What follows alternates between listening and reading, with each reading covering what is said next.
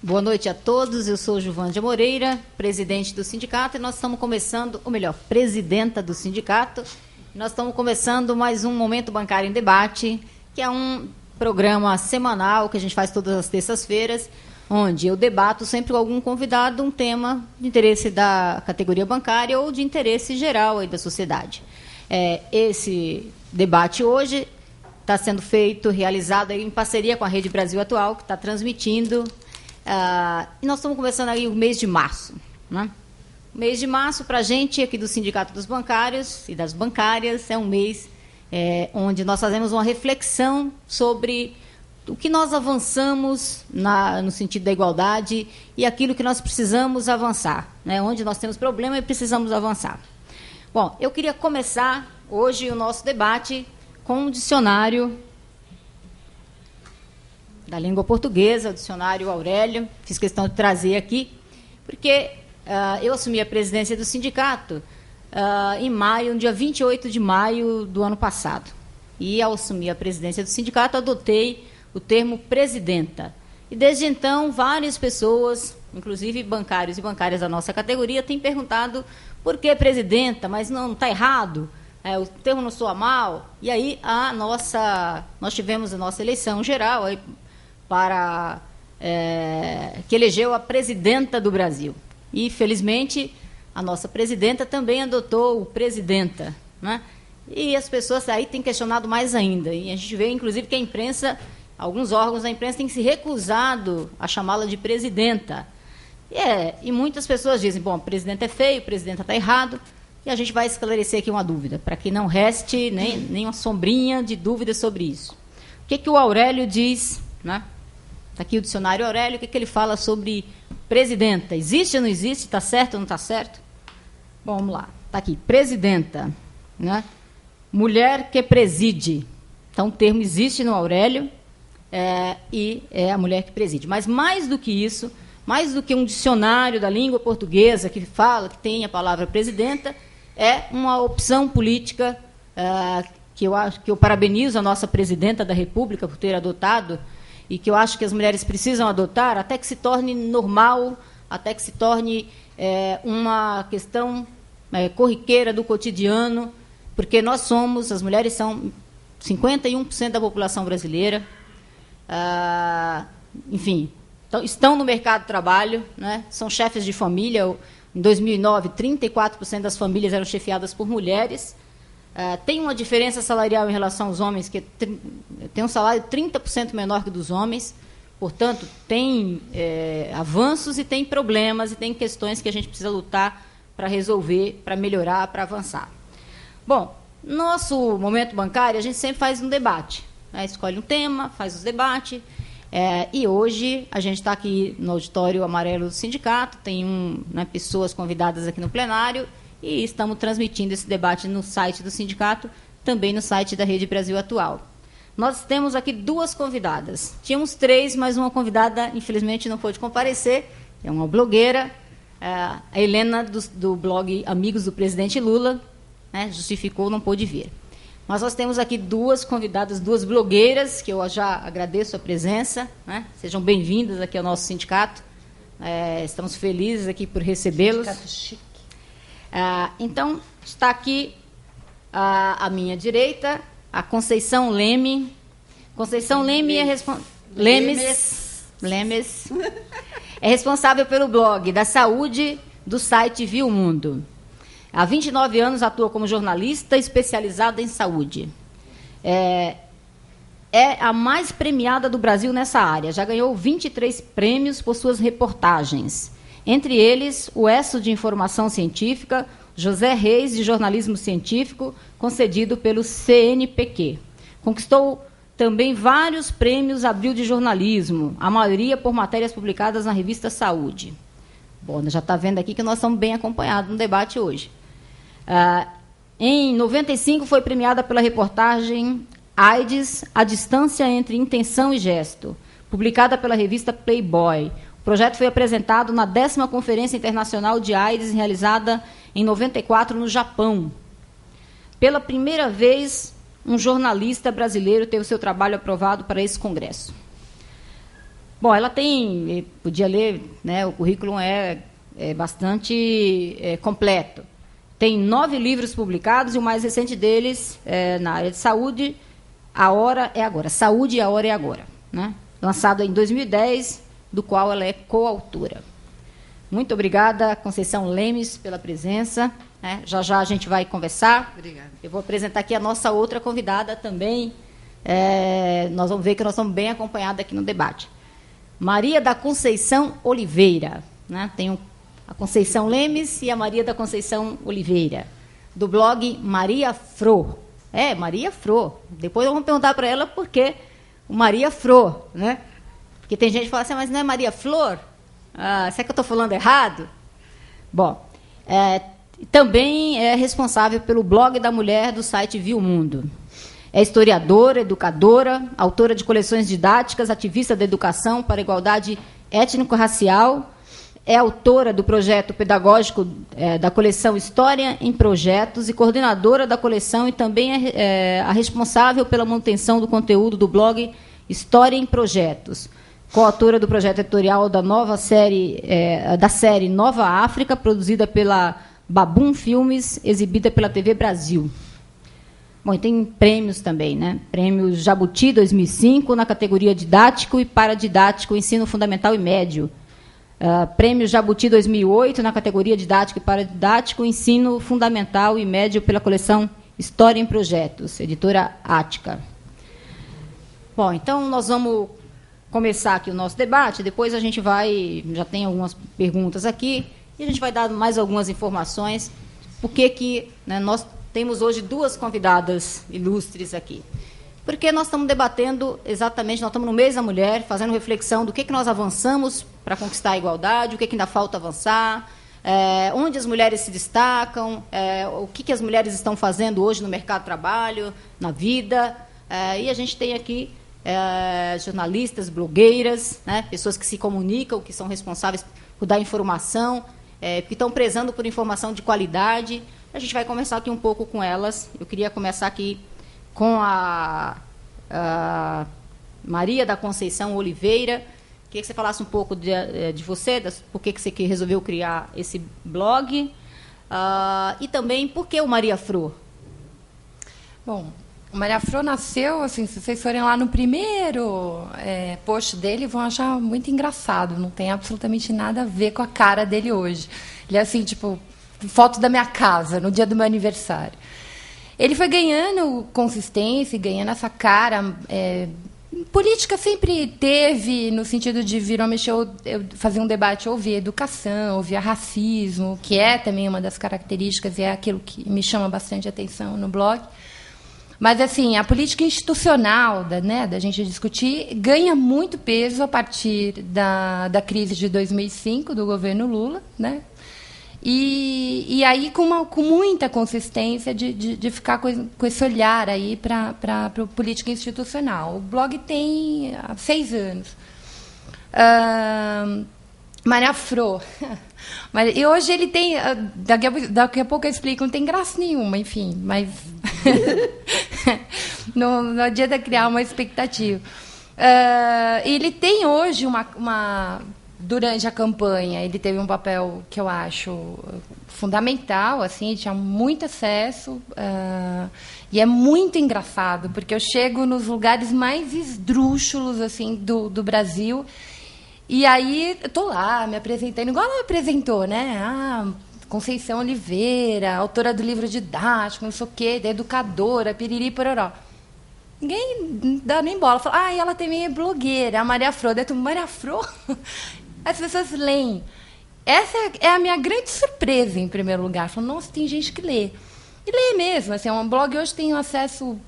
caiu muito, mas, enfim, umas 10 mil páginas dia e tal. É razoável, né? As pessoas vão lá, estão olhando. E hoje, assim, agora essa semana todinha eu passei brigando com a presidenta. Daqui a pouco a gente pode conversar sobre isso.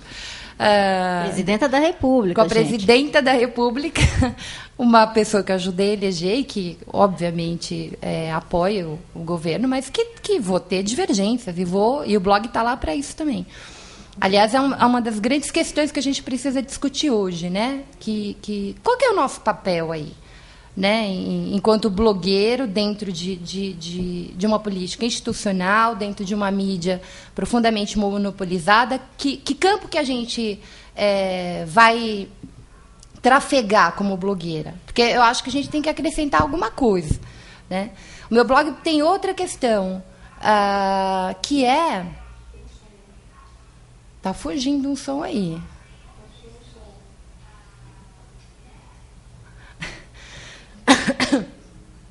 Tem um outro lado também que eu viro ou mexeu, eu faço, que é uma coisa mais próxima aí do que eu gostaria que fosse Maria Fro, que é o jornalismo cidadão, né? Que é aquilo que você vê um monte de barbárie, assim, às vezes atravessando a rua da sua casa, e que você nunca vê na imprensa, e que eu acho que é necessário, que a gente precisa. Então, vira ou mexer, eu vou falar do córrego, vou falar do lixo, vou falar do mato, vou lá, pego minha câmera, fotografo, sento, pego o Google Earth, comparo situações, pego uma propaganda que está sendo falada. Por exemplo, agora, perto da minha casa, já tem uma placa imensa do PAC.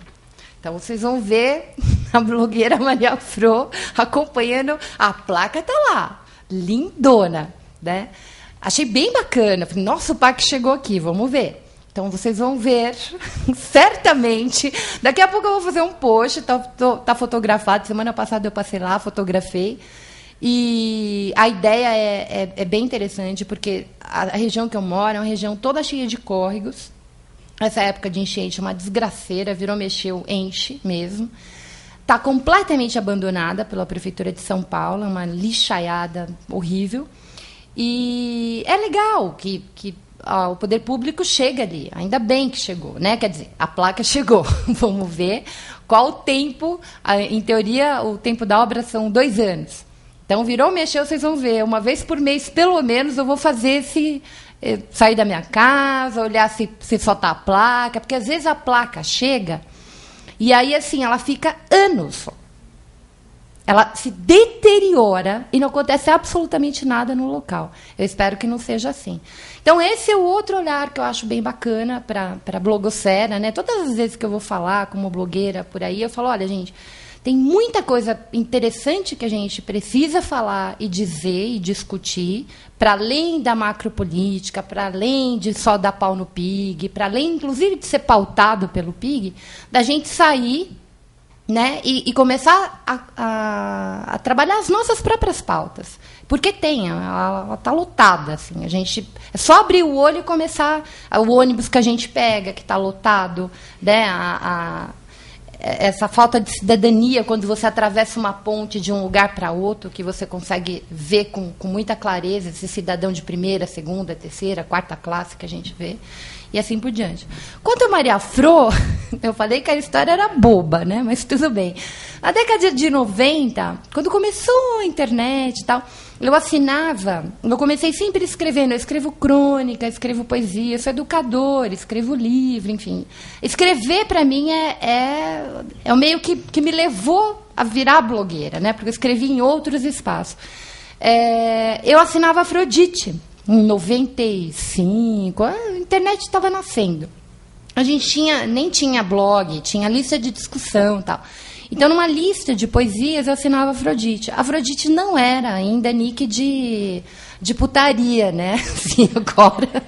Então, todo mundo me chamava de Afroditezinha, enfim, ficou diminutivo e eu gosto da sonoridade. Então, ainda Maria Fro, Fulô, enfim, eu gosto do som. E aí ficou. Eu adotei como nick e aí praticamente tudo. É engraçado porque até então, a gente sempre tinha uma vida dupla, né? Especialmente eu, sou autora de livro didático e tal, agora da Abril. Você assina seu nome institucional nos trabalhos e tal. Então, chegou uma hora que incorporei. Então, assim, você está mandando uma carta assim, profissional, né? Beijos, Fro. E é engraçado. Enfim, já está adotado, já está incorporado. É isso. Então, as pessoas também te chamam Fro ou Maria Fro? Até gente do meu mundo profissional, fora do mundo da blogosfera, me chama de Fro. Muito bem. Bom, agora eu vou perguntar para a Conceição Lemes, pedir para ela falar um pouco da ideia.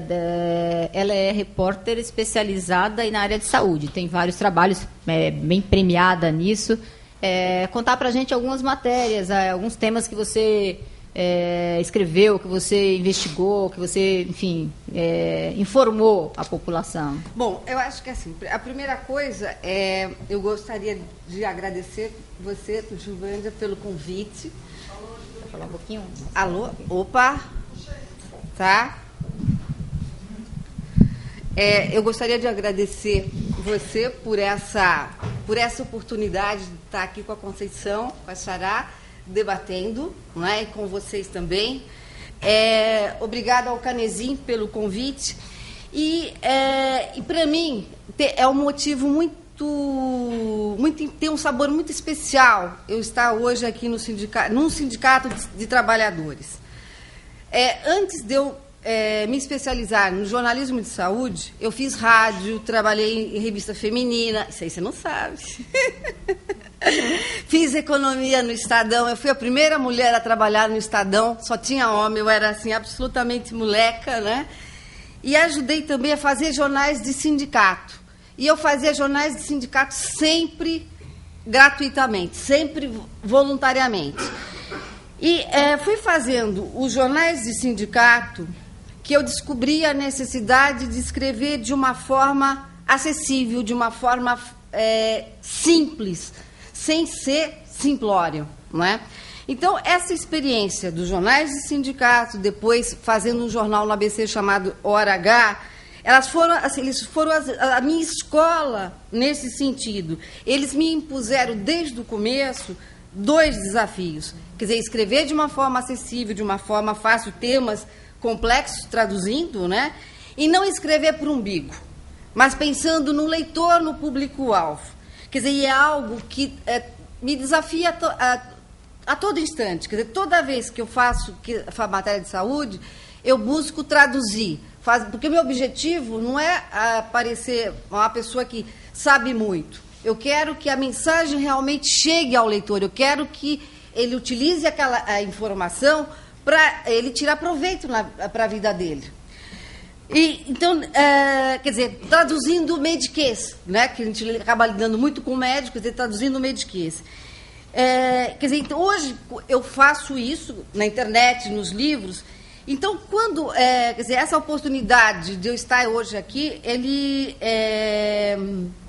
tem esse gosto, quer dizer, é uma forma de eu agradecer aos trabalhadores pelo aprendizado que me permitiu ser desse jeito.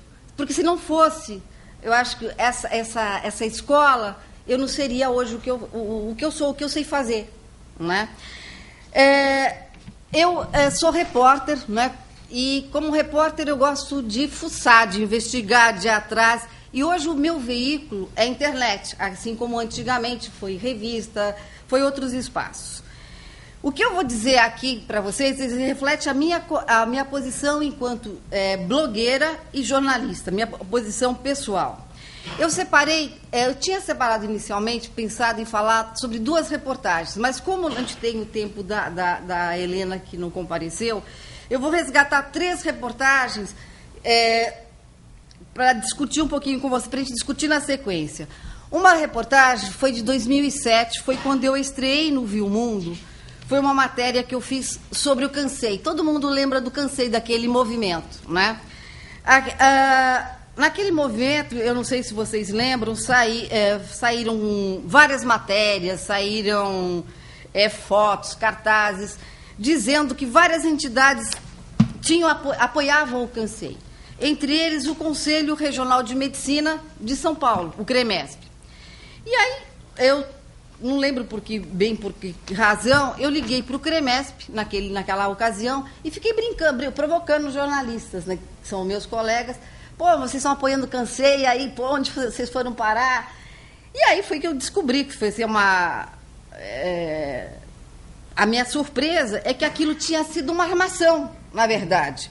O Durso, presidente da OAB de São Paulo, ele convidou o presidente do CREMESP para uma reunião, uma discussão, um debate cívico. Só que o presidente do CREMESP, o doutor Henrique, na época, quando chegou lá, não era uma reunião, era uma coletiva de imprensa. E eles...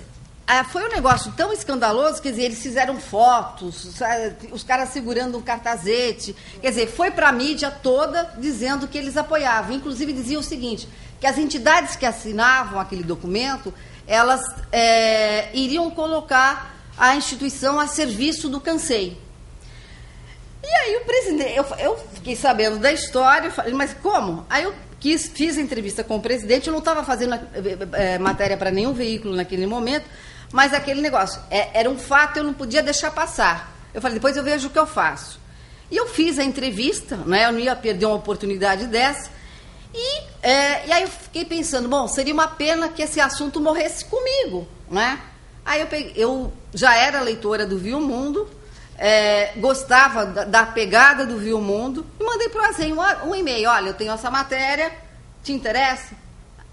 Aí ele topou, né, felizmente, e aí, quer dizer, eu comecei essa minha parceria com o Viu Mundo. Só que isso é uma coisa foi bem lá no comecinho. Agora, tem duas questões, só para vocês perceberem. O presidente do CREMESP, na ocasião, ele entrou em contato com o Cansei, entrou em contato com os veículos da imprensa e ninguém deu bola. Quer dizer, a versão que prevaleceu foi a de que o CREMESP apoiava o Cansei.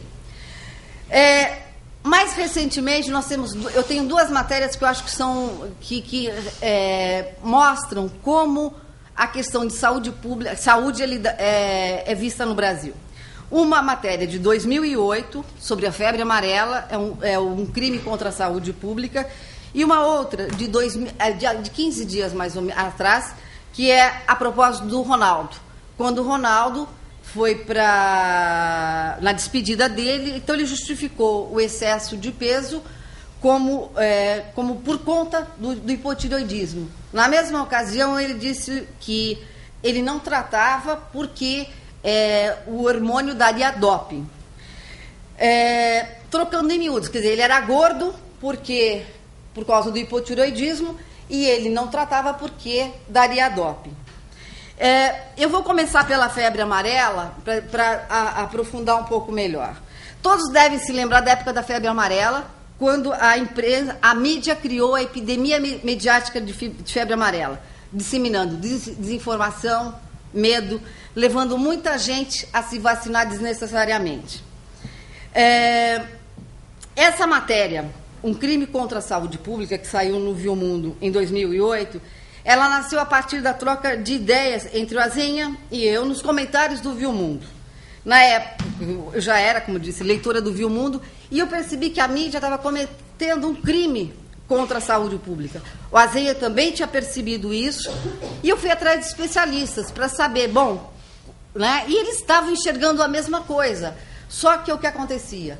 Eles não tinham voz, né? Porque na mídia você tem algumas pessoas que falam sempre, né? Se você observar, são os mesmos sempre. E esses caras não tinham voz. E disso surgiu essa reportagem, onde nós colocamos as coisas nos devidos lugares, onde nós mostramos que a vacina, ao contrário do que o pessoal estava fazendo, ela não é uma coisa inócua, né? Ela tem risco, né? É um risco pequeno, mas tem um risco, né? Tanto que nós depois, é um risco, não é zero, né? Não é você como tomar um suco na esquina.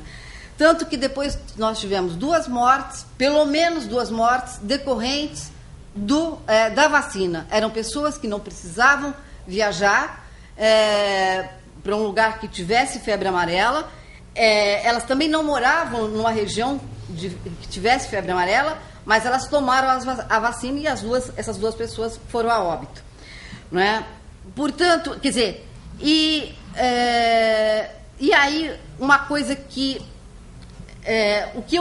eu faço, né? Muita gente hoje vai direto no Google, né? Fala até o Dr. Google.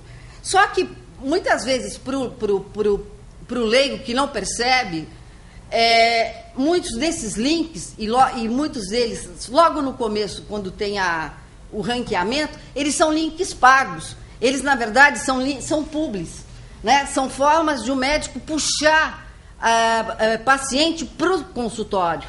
Quer dizer, o fato de estar ali, de estar bem posicionado, às vezes é grana. Não significa obrigatoriamente informação de qualidade. E a pessoa, quer dizer, ela acaba dançando, né? Então,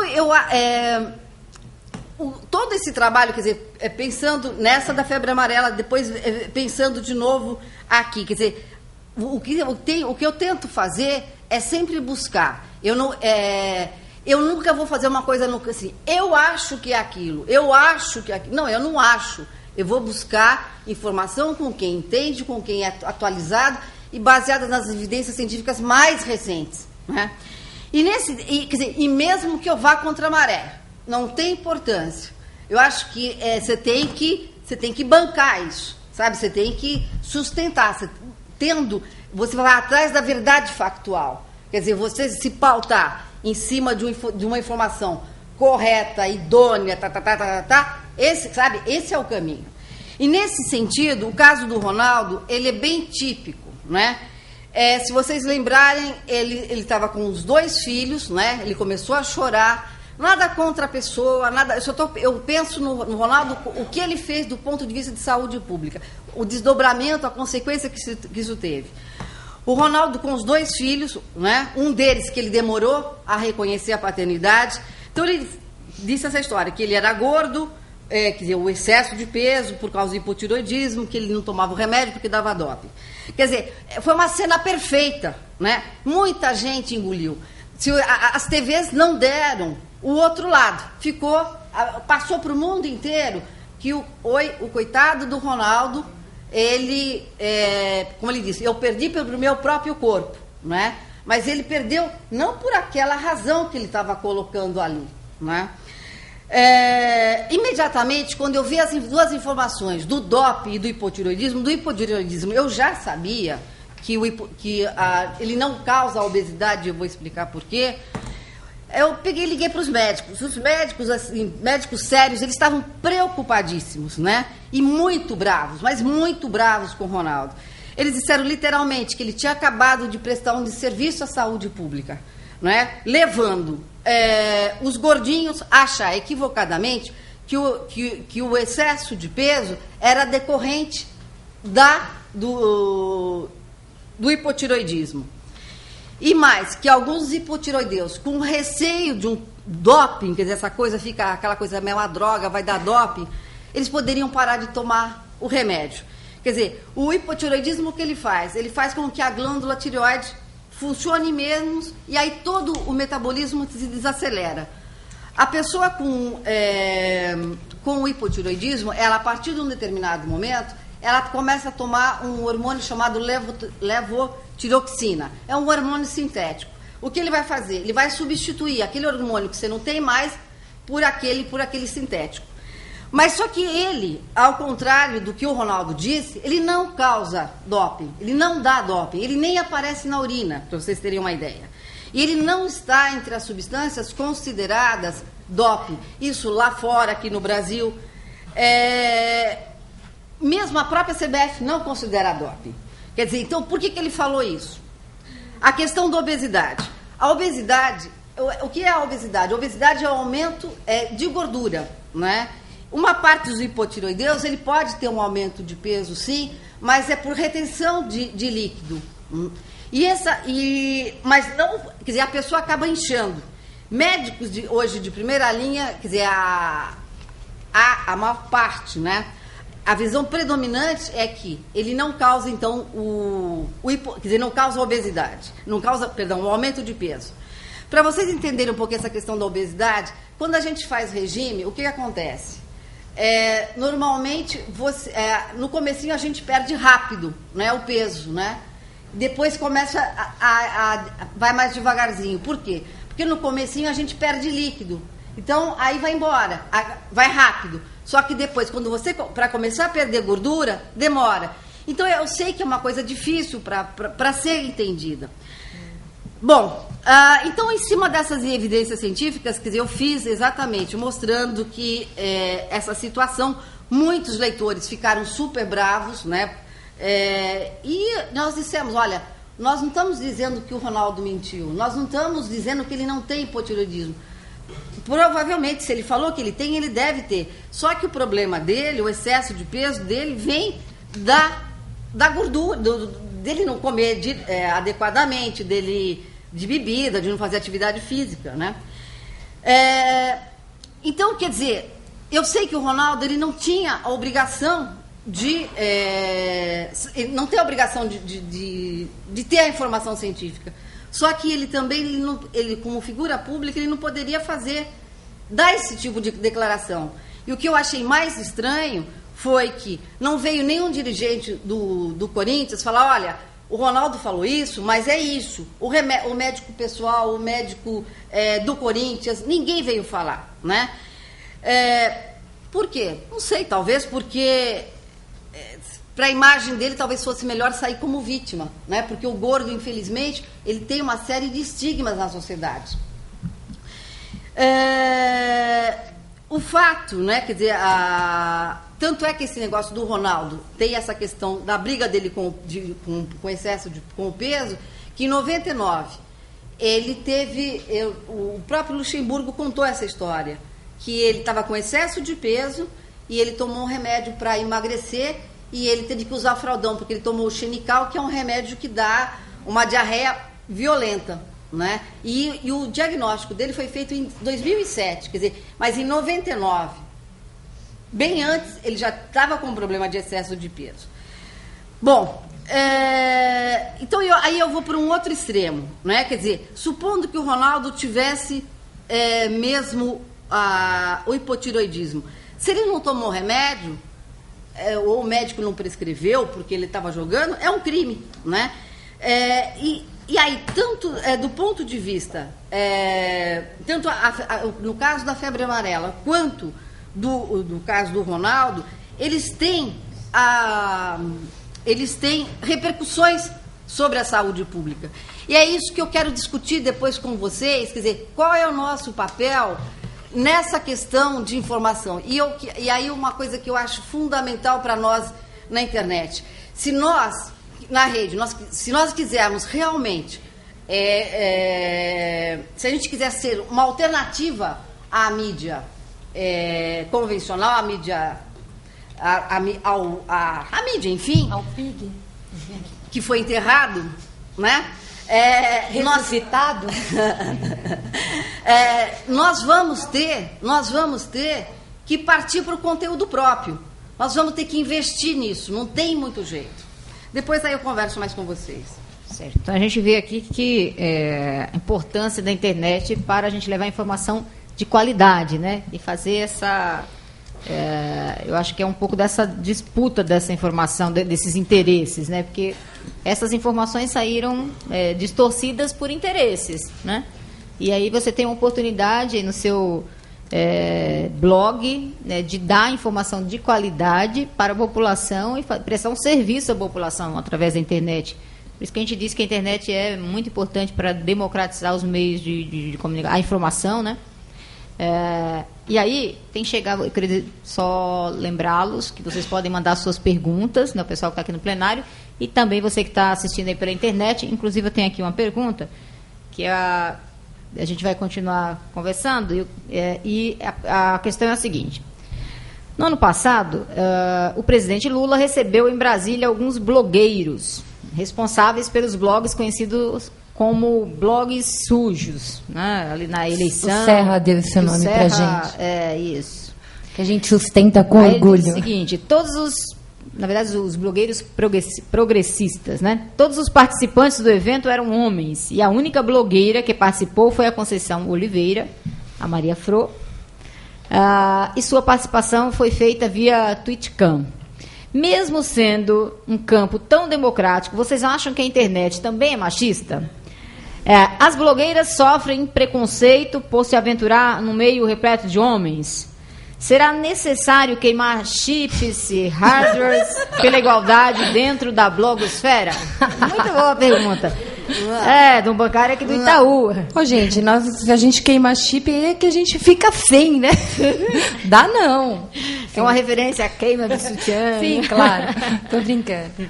Bom, eu acho que esse nosso bate-papo vai servir até para esclarecer um monte de coisa, né? A internet tem umas coisas muito engraçadas. Ela tem... desde a campanha e pós-campanha, a gente está precisando procurar um bom inimigo, sabe? Porque um bom inimigo, sabe? Aquele que ninguém tem dúvida, entendeu? Para a gente dar cacetada. Mas, assim, qual foi a história da entrevista? E, claro, depois eu volto na questão se tem ou não tem machismo. Gente, eu já vou responder, aliás, isso antes. A internet, o mundo online, ele é uma reflexão do mundo offline, né? Então, assim, é óbvio que tem. É só vocês darem uma olhada no post que eu coloquei a semana passada lá no blog da mulher, daquele caso da escrivã, que o nosso governador ficou horrorizado, não pelo que a corregedoria fez, em plena delegacia com um funcionário público, né, que cuida da segurança pública, mas pelo vídeo ter vazado na internet. Quando você vê aquele vídeo, assim, eu vi o vídeo à noite, assim, e eu passei muito mal. Muito mal. Porque, assim, na semana anterior, eu já estava passando mal com um caso de Feira de Santana, onde um rapaz de 17 anos, dirigindo uma motocicleta, negro, chegando no seu trabalho, com absolutamente todas as pessoas em volta, dizendo para a polícia que ele trabalhava ali, que todo mundo conhecia ele, que ele não era bandido. E ele foi tão socado, tão chutado. Tem uma hora que um dos policiais dá um soco que o capacete do moleque voa. O menino estava com dor de cabeça. E aí tem uma coisa assim, que é muito desesperador para mim, que nesse caso, por exemplo, se eu tivesse grana ou recurso, eu ia lá para a Feira de Santana.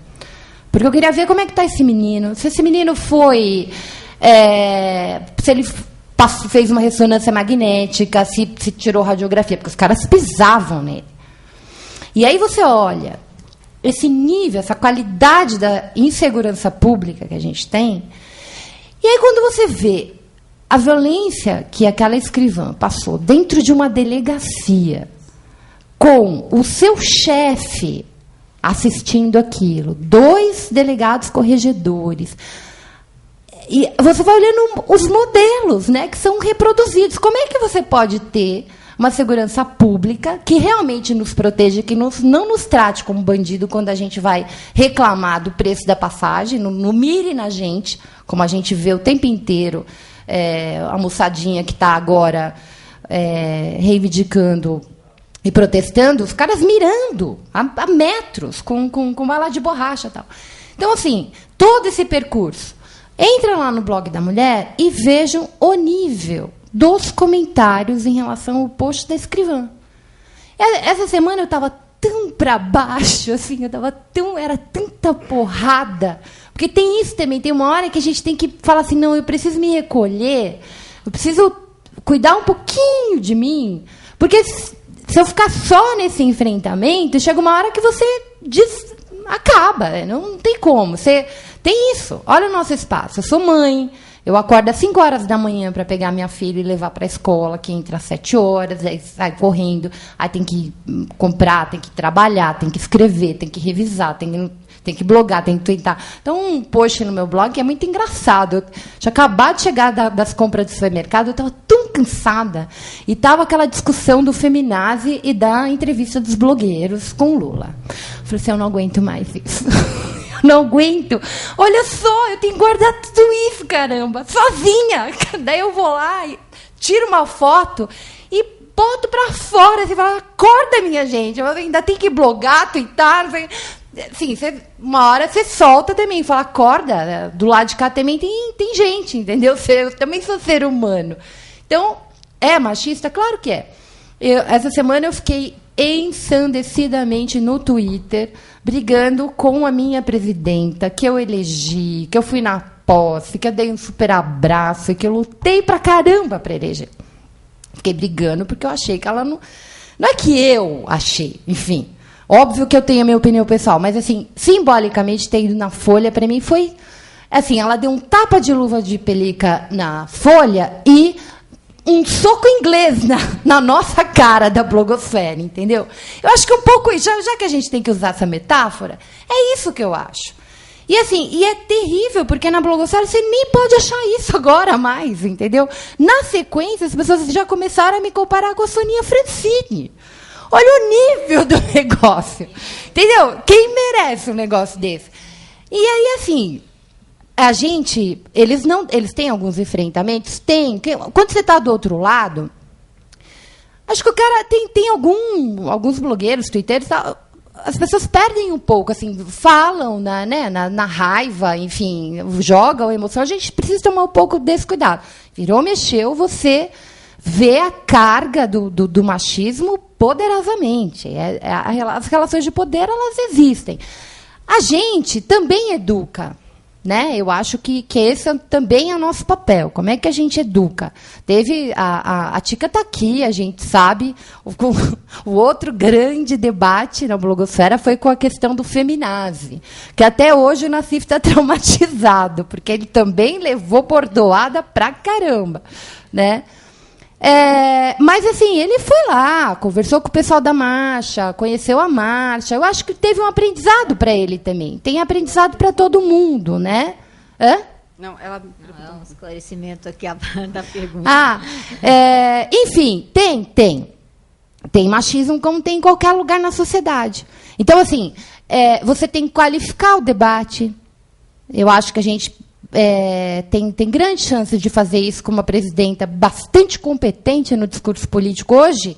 Eu assisti a Ana Maria Braga. Eu acho.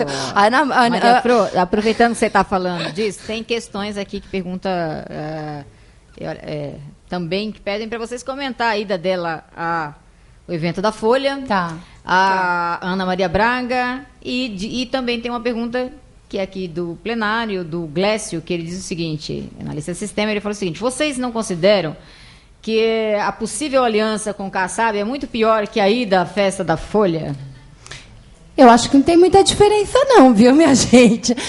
Eu acho que tem algumas questões que a gente tem que parar, tem que dar uma refletida, quais são os símbolos que tem aí?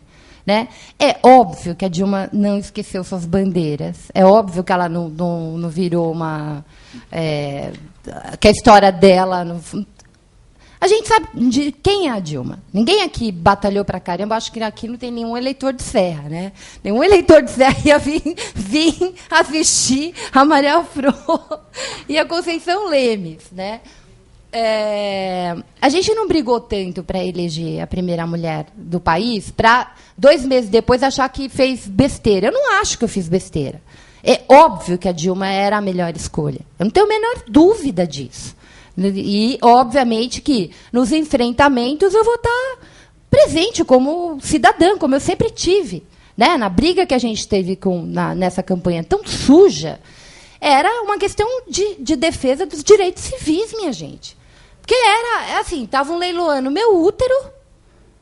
Pensa bem o negócio. Cantar na igreja, chamar a Dilma de abortista,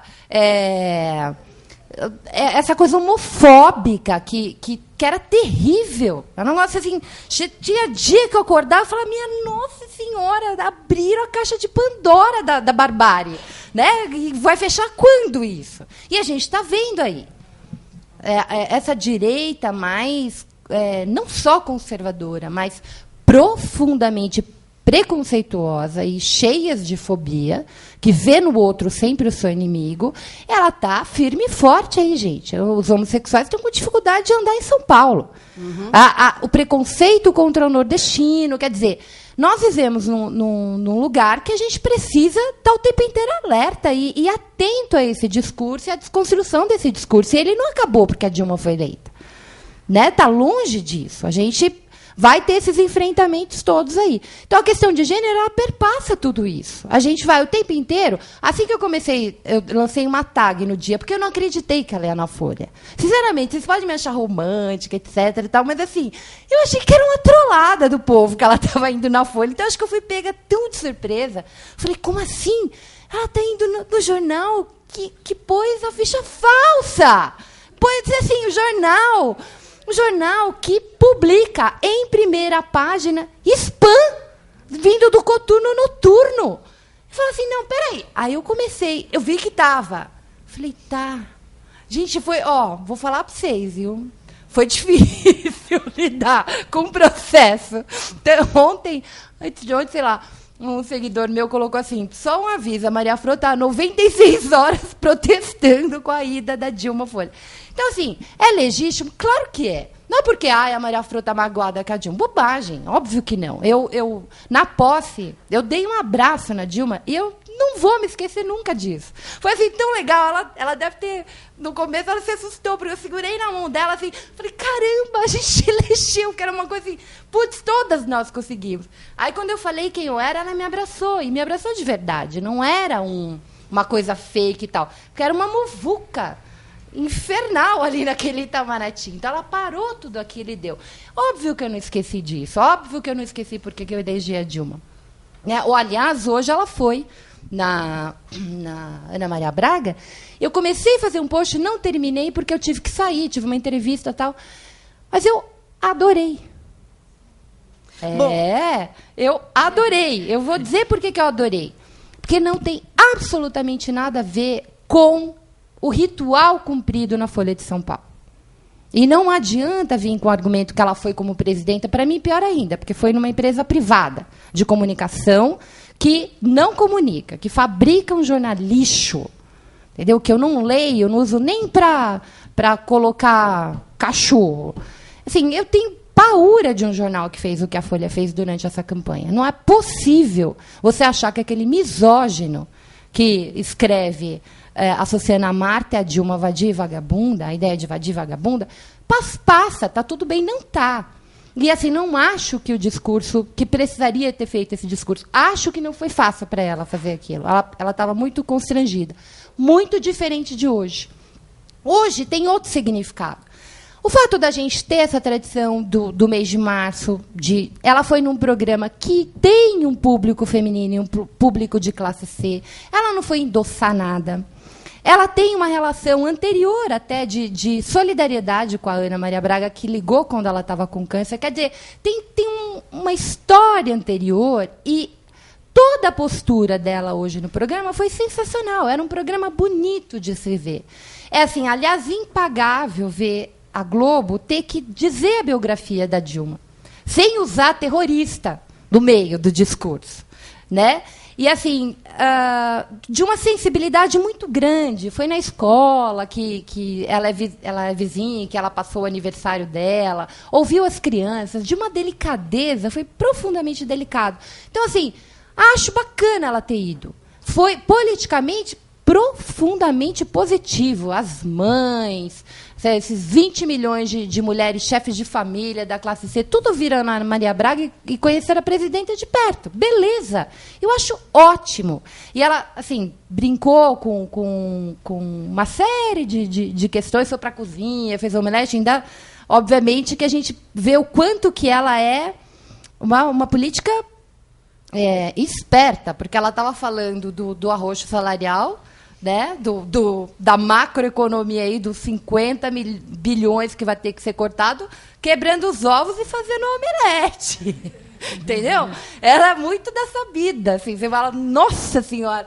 A impressão que eu tinha naquela cena, eu falei assim, tá igual a hora no debate da Band, que ela sabia os metros, né, do calado do navio, assim, que ela pôs o Serra no bolso. A mulher é poderosa. Não, esqueçam que a Dilma é ingênua. Não é. Ela é profundamente sabida, inteligente, abessa. Eu, sinceramente, acho que não precisava dessa linha conservadora, mas eu não sou a presidenta, eu não vou fazer esse tipo de análise. Estou até tentando entender um pouco melhor isso. Estou lendo um monte de blogueira, economista, aí para ver se esse caminho mais ortodoxo seria o melhor caminho. Eu, particularmente, acho que poderia não ser. Mas, assim, a questão da Folha, para mim, é importante. Para mim, sinaliza algumas coisas que eu não vejo separadas de outras nesses 2 primeiros meses de governo. Mas até aí que eu briguei com ela, não briguei, acho que jamais... Certo. Maria Flor... A Conceição Leme está aqui agoniada. Você está tocando em temas extremamente... Uma coisa importante. Interessante. Não. Só para eu acrescentar aqui a essa pergunta que o bancário aqui do Itaú fez. Só um pouquinho, depois eu volto a essa da entrevista dos blogueiros, que eu falei tanto, e eu queria fazer só uma parte para eu explicar isso. Nós não tivemos... foram convidadas blogueiras mulheres. A Helena, que faltou aqui hoje, foi convidada. E não foi. Conceição Lemes também foi, teve um problema, não foi. A Ivana Bentes também foi convidada e não foi. Eu fui convidada e tinha avisado que eu não poderia ter ido, porque a semana anterior eu tinha ido a Brasília, num colóquio de direitos humanos, com educadores e tal. Então, assim, a vida que a gente tem, que não tem recurso nenhum, que não é financiado, que não dá para você estar o tempo inteiro pegando avião e tal. E como eu sou blogueira, eu não vi nenhum problema eu fazer a minha pergunta, porque eram 10 blogueiros. A gente não teria espaço para interlocução, para o Lula falar alguma coisa e você rebater e fazer uma nova pergunta e tal. Não havia espaço. Então, eu sou blogueira, por que agora deve ter gente vendo a gente pela TwitchCam e está fazendo pergunta? Quer dizer, eu não via a necessidade de ir de novo para Brasília para fazer a minha questão. Então, eu acho que, assim, há uma discussão aí que a gente tem menos tempo. A gente continua tendo jornada dupla, tripla, né? Isso há de se contar nessa relação de gênero. Não é fácil ser blogueira. Ser blogueiro ativo, que está lá todo dia escrevendo, atento, lendo, porque para você escrever, você também lê. Pensando, saindo, produzindo material, quer dizer, não é fácil, não. Eu, às vezes, deixo de fazer uma porrada de coisa para manter o Maria Flor. E ainda me atrevo a escrever lá no blog da mulher de vez em quando, ainda bem que ali não é uma coisa diária, e manter o dos professores. Não é fácil. Então, acho que tem isso. A gente precisa... Eu escrevi um texto há um tempo atrás, no Viu o Mundo, e no final eu chamava os maridos, que eu sabia que estavam lendo, os companheiros, os filhos, tal. Falei, agora você sai do computador e vai chamar sua mulher para vir ler o texto. Entendeu? Quer dizer, é isso, vai lá lavar a louça um pouquinho e deixa ela ficar no computador, para ela também ler, para ela também se apropriar dessas ferramentas. A gente também tem que...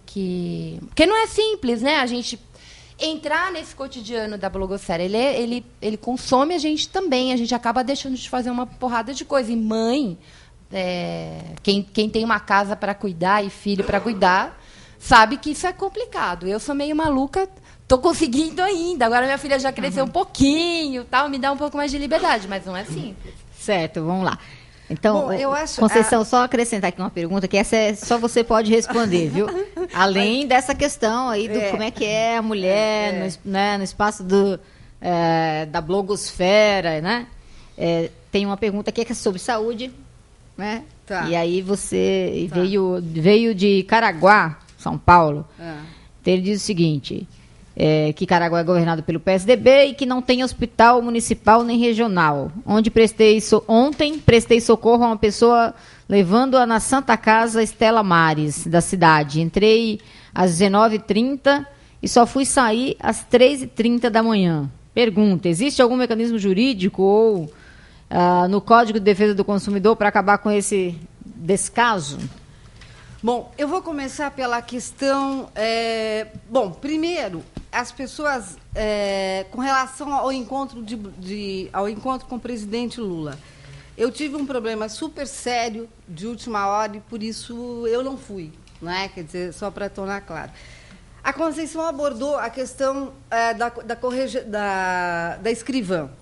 Nós não podemos esquecer que o machismo perpassa as mulheres também. Nós tínhamos ali 2 mulheres assistindo aquela selvageria e não se pronunciaram. A própria corregedora-geral apoiou a atitude dos policiais que agiram daquela forma. Então, nós temos que trabalhar essa questão do machismo não só entre os homens, nós temos que trabalhar a cabeça das mulheres. A gente não pode esquecer também que são as mulheres que também educam os homens. Então, a gente precisa começar, porque a mãe, normalmente, o que ela faz? O filho, tadinho, ele está cansado, né? Mas a menina pode lavar a louça, o menino não pode. Então, eu acho que passa por aí também. Eu acho que é uma coisa importante para, sabe, quer dizer, a gente começar a dividir de uma forma igualitária a situação. Uma outra coisa que vocês imaginam, quer dizer, quando vocês veem os blogs, vocês imaginam que a gente tem grana, que a gente, assim, está à disposição, né? Que nós não temos nada, sabe? Ao contrário, nós pagamos para trabalhar. Sabe, quer dizer, é uma ilusão que vocês têm quando vê aquelas reportagens, não sei o quê. Olha, não tem nada, gente, sabe? Porque nós, por exemplo, no nosso caso, no Viu Mundo, e o caso da Maria Fro, nós não somos pendurados, né, em órgão governamental. Inclusive, como nós somos jornalistas, nós temos assim um rigor muito, muito, muito sério em relação a isso. Não dá para a gente ficar na dependência de governo, porque existe a coisa de você ter realmente independência mesmo. Então, isso é vital. Isso é uma coisa. A outra coisa é em relação à Folha. Eu também, eu acho que para mim, o pior de tudo, ter ido à Folha foi ruim, mas pior de tudo foi o discurso da presidenta Dilma na Folha. Ela elogiou a excelência do jornalismo da Folha de São Paulo. Ela elogiou a excelência do jornalismo da Folha de São Paulo. Ela elogiou o Velho Frias, que, na época da ditadura, colocava os carros de distribuição da Folha a serviço da Alban. A Alban que transportava presos políticos, alguns dali morreram. Então, para mim, eu não vou... para mim, ali não teria uma justificativa. Um jornal que não bastasse essa ligação toda com o passado, com a ditadura. Foi um jornal que, durante a campanha, chamou a Dilma, de uma forma oblíqua, de vagabunda, vadia e diretamente de terrorista. Então, sabe, quer dizer, o que ela fez, e a Folha, e fazer o discurso que ela fez, ela absolveu o PIG. Ela absolveu a Folha e absolveu o PIG de uma forma geral. Né? E, ao mesmo tempo, ela jogou nós, da blogosfera, no mar, sem boia. Porque nós que fizemos o trabalho, nós, a blogosfera, que fizemos o trabalho de desmontar todas as sujeiras do PIG, da Folha, inclusive. Aí, de repente, em 45 dias, ela vai e faz um discurso daquele, elogiando a Folha. Então, para mim, foi foi lamentável, é uma coisa inominável. E eu não tenho explicação. Se você, sabe, não dá. Não dá. Eu acho que foi a pior, sabe, quer dizer, não foi só o gesto da presidenta ter ido à Folha. O discurso dela é um discurso que eu acho que é uma traição à memória dos que morreram. Sabe, para mim pesou muito, eu chorei muito, foi muito duro. Eu não me conformo. E não há quem vai me fazer com que eu mude essa visão. Eu já discuti muito, já conversei com a Conceição, eu acompanhei toda a campanha que foi feita contra a Conceição Oliveira no Twitter, que os caras baixaram o nível, perderam o sentido. Eu acho que a gente não pode perder essa dimensão da crítica. Quer dizer, na realidade, nós, blogosfera, nós perdemos, né? Em 45 dias, nós perdemos, é desanimador. E nós perdemos não para o Serra, nós perdemos no nosso próprio campo político. Esse discurso da Dilma, Qualquer instante que nós levantarmos alguma coisa contra o PIG, eles vão lembrar, contra a Folha, eles vão estampar. Mas a Dilma disse que nós fazemos excelência de jornalismo. Com que moral, com que condições nós temos agora, sabe, de pegar e falar assim, olha, o PIG está fazendo isso, está fazendo aquilo. A Dilma absolveu. Quer dizer, ela não viu problema nisso, né?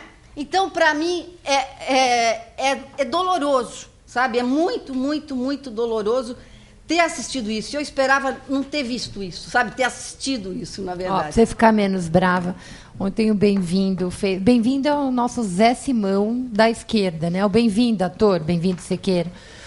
Ele fez um PIG, ele fez um PIG do B? Post. O PIG do B?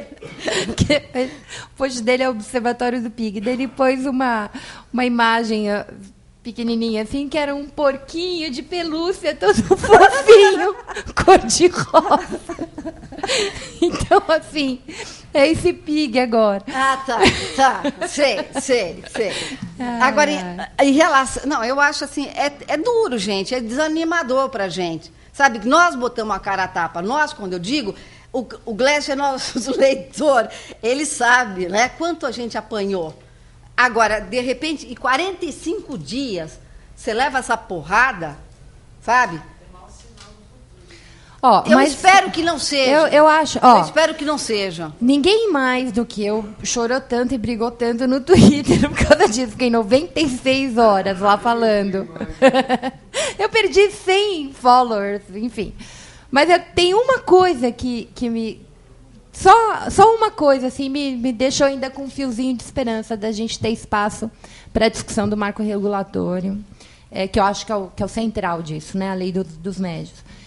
O ministro das Comunicações, pela primeira vez, não é alguém da Rede Globo. Ele não estava na festa dos 90 anos. Isso, para mim, ainda, né?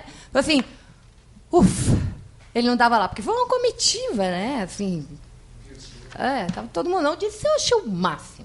Dirceu, eu falei assim, olha, Dirceu, eu queria estar lá, assim, dentro do Zé Dirceu, para ver o que ele estava sentindo. Porque ele, sim, deu super tapa de... Ele saindo, né? Porque a pessoa foi execrada em vida. O que fizeram com o José Dirceu é uma coisa que eu até hoje fico pensando, cara, esse indivíduo é muito forte, assim, é uma pessoa de grande resistência. Porque foi uma destruição. Se mataram o cara vivo.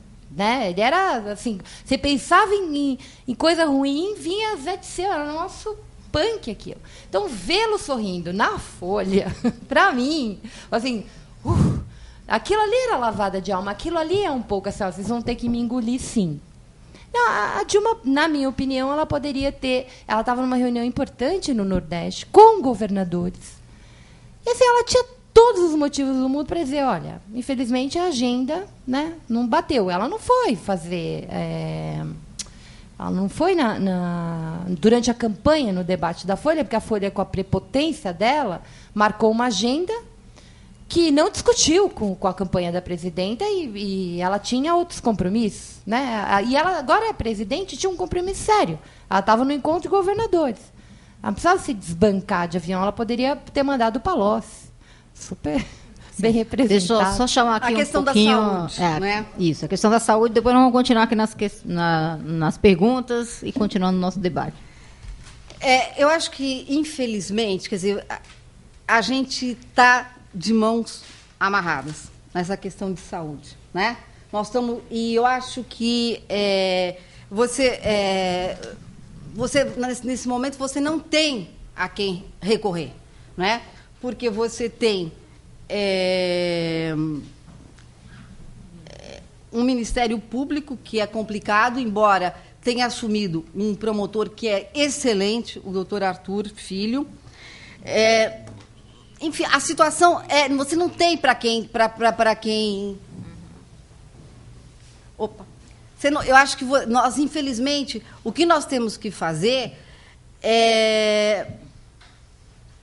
acho que individualmente a gente não vai encontrar saída. O sistema de saúde está falido. E nós, aqui em São Paulo, nós temos um problema que 25%, nós temos uma lei aprovada que 25% dos serviços do SUS vão poder ser utilizados agora pelos planos de saúde. Quer dizer, é a institucionalização da dupla porta. Nós já tínhamos a dupla porta em vários serviços, e agora, com essa lei, você institucionaliza isso. E a minha preocupação é no sentido de você... Primeiro o seguinte, como é que você vai controlar esses 25%? Quem vai dizer que não vão ser 30%, 40%? Ninguém vai estar ali controlando. Se você não controla a grana que entra, né, você não vai controlar a frequência. Né? A outra coisa é que esse modelo, você tende a expandir para o restante do Brasil.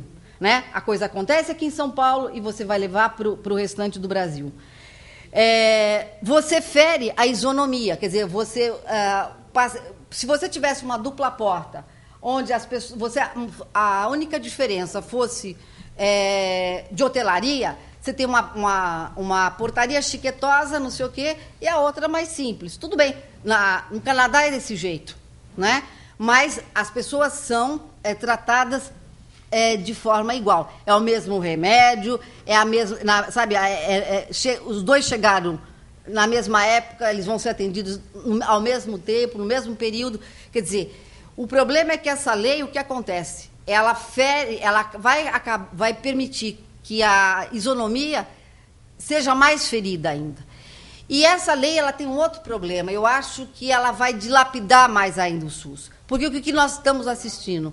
Nós estamos assistindo o governo entregar o dinheiro da saúde pública para empresas, para que elas façam a gestão. Já tem estudos mostrando aqui em São Paulo que, ao contrário do que é alardeado, as OS, as organizações sociais, elas gastam, o custo delas é superior ao custo do SUS. Quer dizer, mas o que eles dizem ao contrário, diz que barateia, e quando, na verdade, é ao contrário. Então, eu acho que é uma situação que eu acho que a gente vai ter que mobilizar sindicato, porque eu tenho receio de que caminhe também, sabe, aos poucos para a privatização do SUS. Certo. Esse é outro debate interessante que precisa de muito mais tempo para fazer. Precisa. Nós estamos chegando aqui ao final do nosso debate e aí a gente vai encerrar. Eu vou ler aqui duas questões e pedir que vocês façam breves comentários a respeito.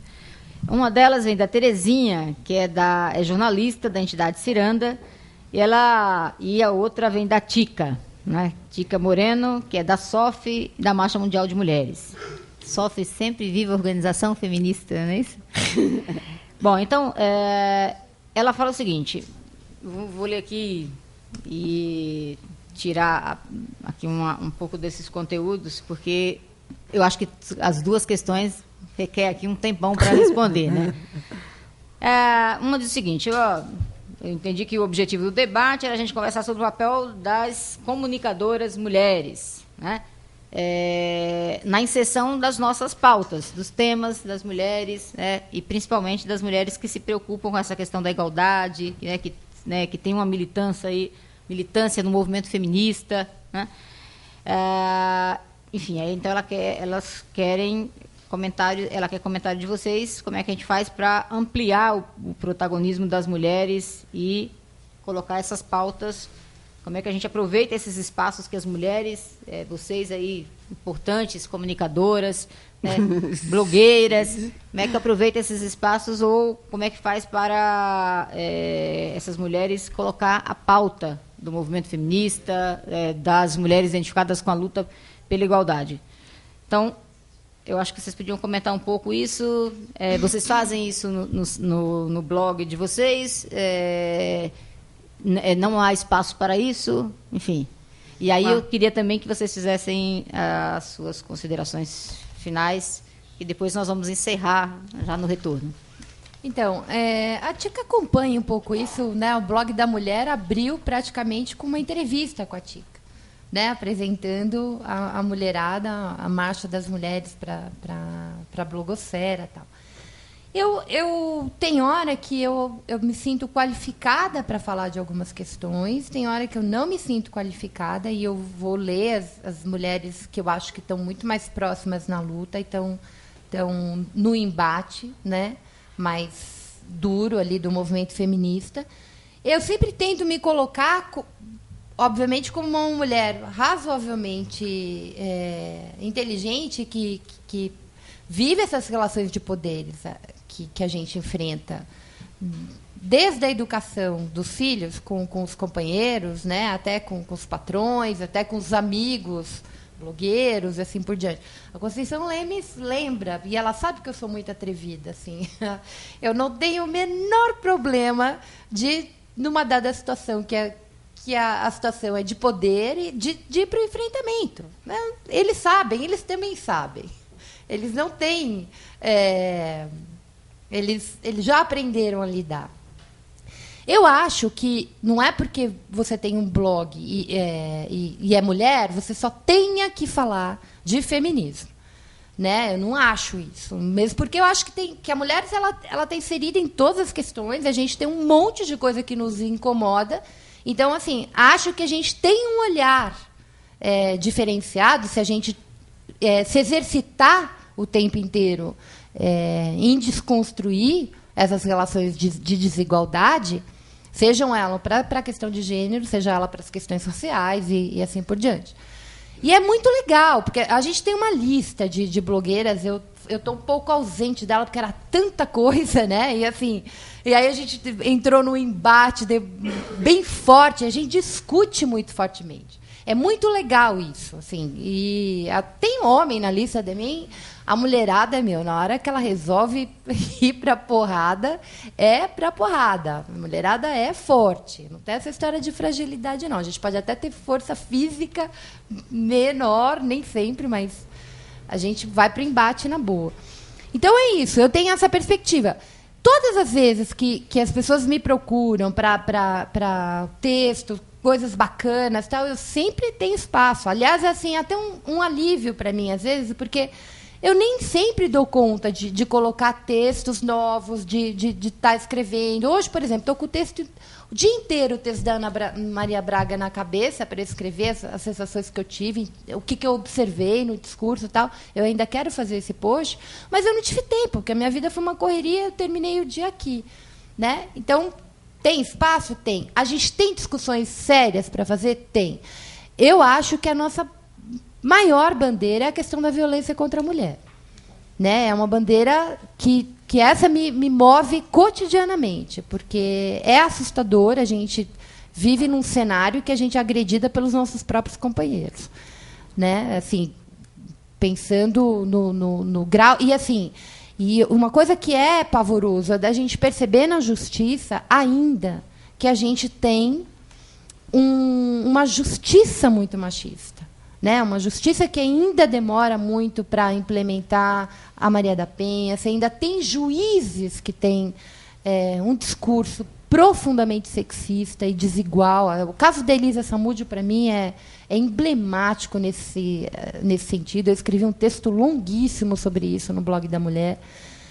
Eu acho que essa nossa bandeirona, assim, e é muito... Chega uma hora que é muito chato a gente toda hora ter que explicar para o cara, ou para a cara, que a relação machista que está sendo estabelecida.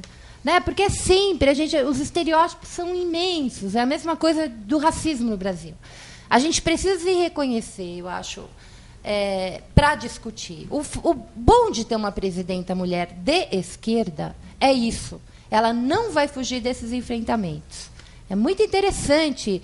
Eu acho que, simbolicamente, me parece muito bom, porque eu eu vejo ela se posicionar. Isto é... Domingo fez um artigo podre, mas uma coisa assim absurda, que insinuava que o Fernando Henrique podia ser o primeiro marido no palácio. E aí, assim, eu olhava aquilo e falava, meu Deus do céu, mas que nível é esse? Quer dizer, se você porque estava viúvo e que ela tem um quê de Ruth Cardoso e tal. Você fala assim, meu filho, vai procurar sua turma, entendeu? É uma presidenta, acorda. Então, assim, a gente vai ver isso o tempo inteiro, porque é uma presidenta e não pode ser solteira. Pensa, quando um bando de homens aí políticos tal, alguém fica preocupado em arranjar mulher para o indivíduo? Então, assim, a gente vai ver isso cotidianamente. E é bacana ter uma presidenta que não deixa essas coisas passarem. Ela é uma cara que vai para esse enfrentamento, porque ela tem uma consciência feminista, e isso é muito bacana. Ela tem um olhar, assim, essa coisa do discurso da Dilma o tempo inteiro, de pautar as relações de gênero. A gente tem algumas políticas que já vêm do governo Lula de empoderamento das mulheres. Por exemplo, a Bolsa Família diminuiu bastante a violência num determinado grupo porque a mulher está mais empoderada. Então, ela pode... É ela que recebe o dinheiro, né? Então, ela pode dizer, opa, peraí, eu não dependo de você o tempo inteiro, você pode parar de me dar porrada ou bater nos meus filhos. Enfim, a gente tem esse caminho aí longuíssimo, que eu acho que assim, a gente sofre, nem sempre, obviamente, a violência física, mas a gente tem um monte de violência simbólica. Né? Que é, por exemplo, ler uma reportagem idiota dessa, ler um artigo desse e ver aquele monte de absurdo, ou ver o misógino do Josias e assim por diante. Então, assim, a gente tem que dar pau nisso, sim, quando isso for importante, enfim. Quando... Às vezes tem alguma coisa muito que faz as pessoas pensarem. Eu vejo isso, assim, um dos exercícios, uma das minhas pretensões ou desafios é que a gente vai ter o Plano Nacional de Banda Larga. A gente vai ter a classe C e D entrando na internet. Então, assim, a gente tem que ter um olhar para esses novos leitores. Eu quero disputar esses novos leitores com o PIC. Eu quero falar para eles coisas. Eu quero que eles me leiam. Eu quero ter coisas a dizer para eles, que não seja essa babaquice toda que a gente, às vezes, vê que não tem o menor sentido, que as pessoas não se veem reconhecidas. Né? Então, acho que é bacana a gente pensar nisso, assim, se faz algum sentido continuar escrevendo, né, que ele seja para isso, para a gente transformar aquilo que precisa ser transformado, né, que nos incomoda profundamente. Então, quando tem homofobia, bora lá, bandeira comigo, entendeu? Eu vou, porque eu acho que é isso, a gente, né, para ler o normal, o comum, o estereotipão, a gente sabe onde está. É só abrir a Veja. Entendeu? Então, blogosfera é isso. Gente, obrigada, viu? Por vocês ficarem aqui ouvindo. Certo. Agora eu vou passar para a Conceição Lemes. Tica, uma coisa. Eu acho que vocês deveriam, enquanto movimento de mulheres, né, buscar mais a gente, sabe? Buscar. Eu acho que tem espaço, não é? E eu vejo a situação da gente no Viu Mundo, não é? Nós acolhemos isso. Então, eu acho que não basta só... você percebeu, nós não temos pernas, não é? Nós não temos infraestrutura, nós não temos como ficar buscando, pesquisando muitas vezes. Então, é importante que vocês nos procurem, não é? Para que a gente consiga, sabe, colocar mais isso em pauta. Eu acho que é importante, nós precisamos. Aliás, tem o Glécio aqui, e é uma coisa que eu acho que é importante na internet, que é uma coisa que todo dia eu aprendo. Eu aprovo os comentários do Viu Mundo com o Azenha, né? Então, eu leio todos os comentários. Então, todas as matérias, com os comentários dos leitores, eu aprendo, eu melhoro a informação, eu, sabe, substituo. Sei lá, eu acho que essa parceria, esse que eu acho que é um barato da internet, a gente olha cada vez, permite que a gente não olhe tanto para o umbigo. Não é? Então, eu acho que o leitor, ele é nosso parceiro. Sabe, ele é um colaborador, sabe? A gente não tem que olhar o leitor, olha, de cima para baixo. Não, é olhar no olho. E eu acho que nós podemos construir essa parceria, né? E aí é a construção do conhecimento, Porque eu sei uma coisa, você sabe outra, e nós vamos, sabe, sedimentando, melhorando, aperfeiçoando isso. E eu imagino, sabe, a internet é isso, né? É uma coisa de colaboração. E os leitores, os movimentos sociais, eles têm que buscar a gente também, porque nós não temos pernas. Nós gostaríamos, né, de ter, mas não temos. Então, depende de vocês também. Eu vi essa semana uma denúncia da Elaine Bert falando sobre Santos. Que o pessoal da internet não vai ouvir sua questão, então eu vou ter que interromper um pouquinho.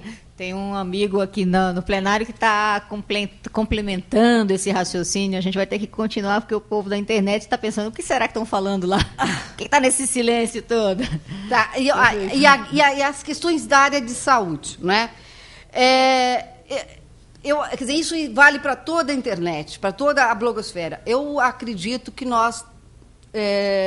nosso caminho vai ser buscar conteúdo próprio. E aí, por exemplo, o material que vem de vocês, dos movimentos, ele é conteúdo próprio, porque você não vai ter, sabe, vocês vão nos ajudar a construir, a ter esse conteúdo próprio, né? Porque nós não podemos ficar reproduzindo a mídia. Assim como nós não podemos ficar, como hoje nós ficamos ainda, reproduzindo o que os outros blogs fazem. Nós temos que buscar, sabe, enriquecer essa informação. Em relação a... Quer dizer, então, eu acho que é uma alternativa não só para a saúde, mas é uma questão da própria internet. Porque, senão, nós vamos ficar iguais, né? Então, nós não podemos... Acho que não é por aí. Em relação à saúde, tem uma coisa que eu acho que, assim, eu vi isso no Temporão e vi isso agora com o Padilha. Os ministros da saúde, eles não querem ir para um grande embate com os grandes meios de comunicação, ou com o poder, né? Eles preferem ficar na encolha.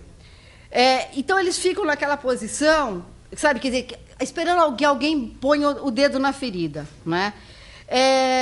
E eu tenho, assim, por exemplo, no caso do Temporão, eu lembro muito bem da questão da febre amarela, em que ele, em nenhum momento, chegou e disse olha, a imprensa está fazendo isso. Ele não fez. Vai acabar. Ele não está fazendo. Ele não foi. Ele não colocou as coisas nos devidos lugares. Assim como, por exemplo, o Padilha, ele não fez nenhum comentário sobre a legislação dos 25% aqui de São Paulo. Assim como ele é um médico. Ele está no Twitter, ele poderia ter alertado em relação à questão do Ronaldo, porque é um problema de saúde pública. Então, quando você fica quieto, né, você, de uma certa maneira, você é conivente, né? Então, quer dizer, você, ao invés de estar contribuindo para a saúde pública, você não está exercendo esse papel. Então, eu acho que é fundamental que eles tenham essa posição, sabe, quer dizer, de participar mesmo, né, dessa responsabilidade além. Muito bem. Quer dizer que a gente teve aqui a oportunidade de conhecer mulheres, né, de personalidade, mulheres blogueiras, né, conhecer um pouco, debater com elas, conhecer o que elas pensam sobre a vida, sobre a política, sobre a economia, né, sobre a saúde, sobre o dia a dia. Inclusive aprender um pouco sobre o mundo da blogosfera, sobre a internet, né, sobre essas possibilidades que a gente tem, inclusive de interagir, né? A Conceição Leme estava falando disso, de interagir com esses blogs, de mandar informação, né? É precioso. Da gente pautar também, mandar informação. Esse debate foi importante para a gente. Mesmo porque a mídia faz isso o tempo inteiro, né?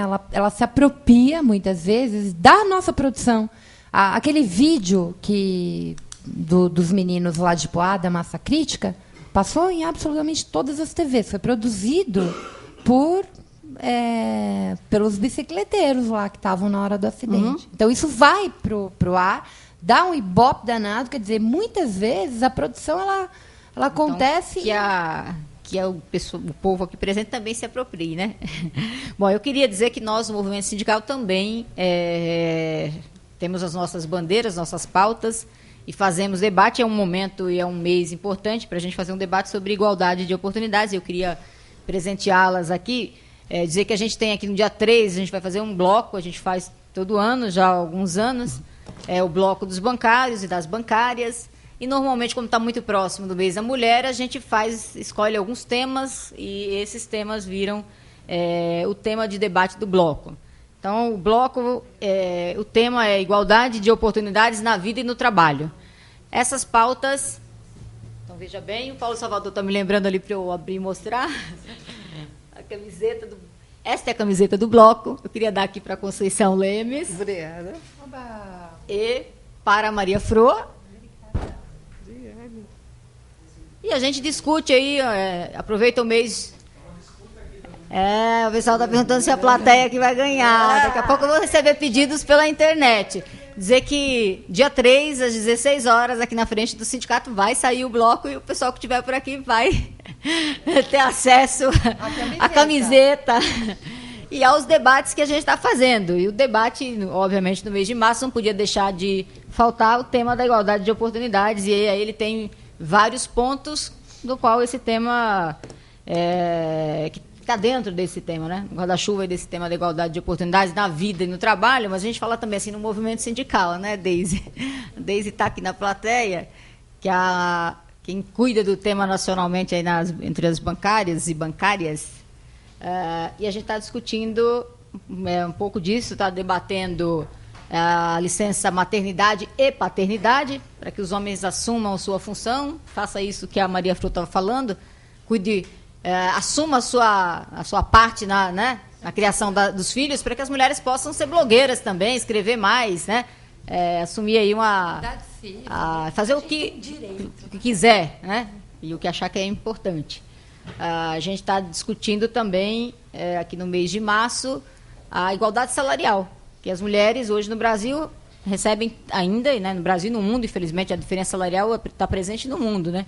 30% dos salários dos homens. Então, tem alguém se apropriando dessa diferença salarial, e a gente não pode achar isso normal.